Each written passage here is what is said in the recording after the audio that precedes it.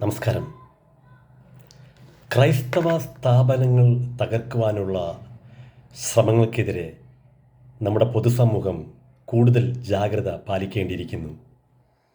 ക്രൈസ്തവ വിദ്യാഭ്യാസ സ്ഥാപനങ്ങളെയും ആശുപത്രികളെയും ലക്ഷ്യമിട്ടുകൊണ്ടുള്ള സമരങ്ങളും അപവാദ പ്രചരണങ്ങളും അടുത്ത കാലത്തായിട്ട് വർദ്ധിച്ചു വരികയാണ്.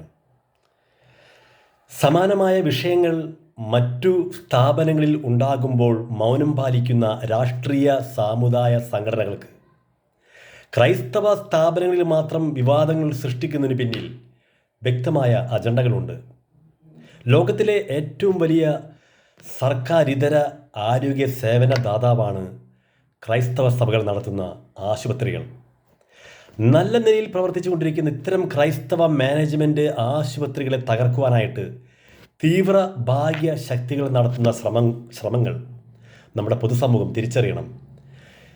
ചില അഴിമതിക്കറ പുരണ്ട അച്ചാരം പറ്റികളായ ചില നേഴ്സിംഗ് സംഘടനകളെ നേതാക്കളെ മുമ്പിൽ നിർത്തി ക്രൈസ്തവ മാനേജ്മെൻറ്റ് ആശുപത്രികളിൽ മാത്രം നടത്തുന്ന സമരങ്ങൾക്കെതിരെ പൊതുസമൂഹവും പ്രത്യേകിച്ച് ക്രൈസ്തവ സമൂഹം ഒന്നടങ്കം ജാഗ്രത പാലിക്കേണ്ട ഒരു സമയമാണിത്.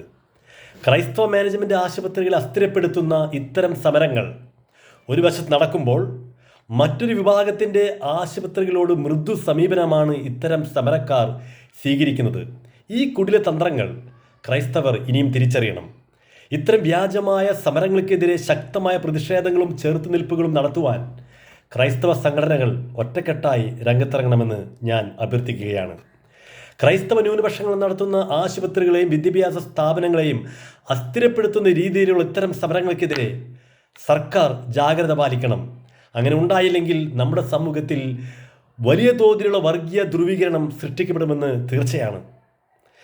നമുക്കറിയാം, കുറച്ച് വർഷങ്ങൾക്ക് മുമ്പ് ക്രൈസ്തവ മാനേജ്മെൻറ്റ് ആശുപത്രികൾ മാത്രം അഴിച്ചുവിട്ട സമരങ്ങൾ നമുക്കറിയാം. ഇത്തരം സമരങ്ങളിൽ പങ്കെടുത്ത ഭൂരിഭാഗം നഴ്സുമാർ പോലും ഇത്തരം സമരങ്ങളുടെ കുടിലതന്ത്രങ്ങൾ തിരിച്ചറിഞ്ഞത് പിന്നീടായിരുന്നു.